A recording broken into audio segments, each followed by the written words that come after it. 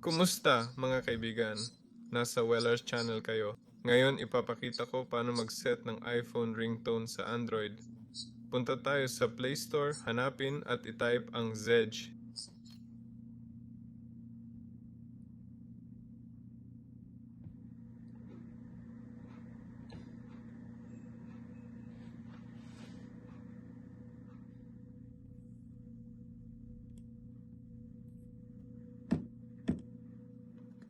I-install at buksan natin.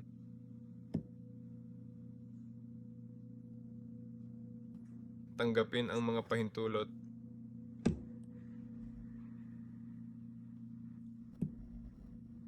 Interesado tayo sa mga ringtone?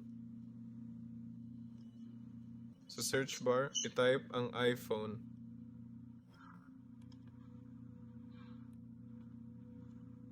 Mga ringtone. Pumili tayo ng gusto nating ringtone.